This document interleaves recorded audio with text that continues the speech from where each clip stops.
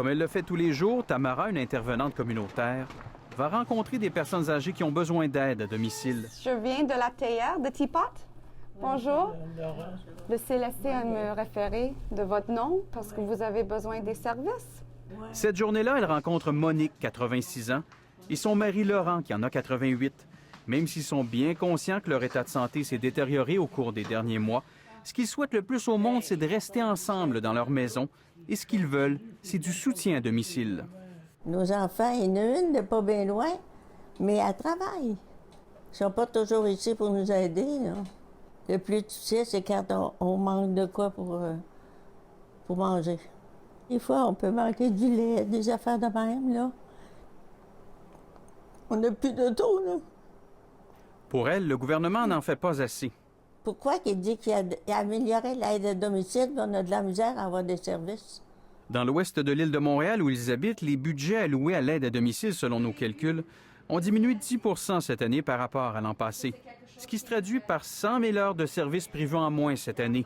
Et Tamara en voit les effets sur le terrain.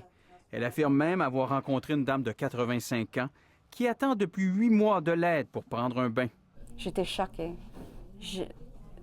Je pense que je suis encore choquée. C'est important que je fasse un suivi avec le CLSC parce que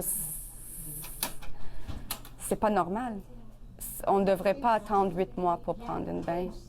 Dans l'ensemble des établissements de santé de l'île de Montréal, toujours selon nos calculs, les budgets de l'aide à domicile ont baissé cette année de près de 9 %, une somme équivalente à 9 millions.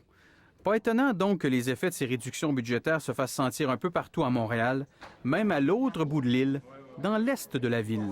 Ce qu'on constate, en fait, c'est que les services de maintien à domicile qui sont requis pour notre clientèle vieillissante, particulièrement la clientèle qui vit en HLM, celle qu'on connaît le mieux, ils peuvent attendre parfois de 6 à 1 an pour obtenir des services, des bains, ménages. Janine Fontaine, elle, a dû attendre près d'1 an avant d'obtenir de l'aide à domicile de son CLSC. Ils vous mettent ça à la liste, puis vous attendez. Vous attendez. Puis si vous n'êtes pas courageuse, si vous n'êtes pas fonceuse, vous êtes lente un peu, bien ça peut prendre beaucoup de temps. Je vous le dis parce que je l'ai vécu. On voit bien qu'on est dans une période d'austérité importante. Je crois que la population du Québec est très consciente de ce qui se passe, des services publics qui ne sont pas suffisants. Le ministre québécois de la Santé se défend d'avoir sabré dans les soins à domicile. Nous avons augmenté d'environ 100 millions avec la réévaluation des besoins. Et sur l'île de Montréal, pour l'ensemble des services à domicile, pour l'ensemble, c'est plus 19 %. On évalue que le coût d'une place en CHSLD pour une personne âgée varie de 42 à 71 000 $ par année, alors qu'une personne qui reste à domicile ne coûte que quelques milliers de dollars au gouvernement. Laurent, lui, attend un coup de pouce du CLSC pour l'aider à prendre un bain. Mais ce que veulent surtout Monique et Laurent, c'est de continuer à vivre ensemble dans leur maison où ils habitent depuis 50 ans. On s'aime encore, puis on veut rester ensemble le plus possible. Jean-Philippe, il y a peut-être une distinction importante à faire pour que les gens comprennent bien, parce que le ministre Barrette là, dit que les budgets ont augmenté, mais il parle des soins à domicile en général. Vous, dans ce reportage, vous parlez de l'aide à domicile. Oui, effectivement. Le ministre, là, il parle vraiment du budget total. Et quand il nous le parle, donc, il amalgame à la fois l'aide à domicile et les soins à domicile.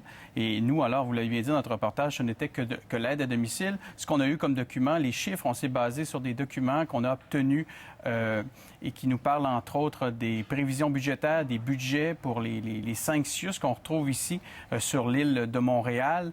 Mais ce qui est clair, Céline, vous l'avez entendu dans le reportage, peu importe les chiffres, quand on va sur le terrain, ce que nous disent les gens, que ce soit dans le milieu de la santé ou encore dans le milieu communautaire, c'est qu'il y a des besoins et que les personnes âgées vont attendre parfois 1 semaine ou encore plusieurs mois, plusieurs semaines là, pour avoir accès à de l'aide à domicile. Là. Mais est-ce qu'on peut imaginer, parce qu'il y a des gens qui doivent prendre la relève, que le gouvernement va se dégager un jour de cette aide à domicile? Oui, la question, elle peut se poser quand on sait que le gouvernement veut valoriser beaucoup les entreprises d'économie sociale, donc un secteur qu'il veut valoriser. Pourquoi?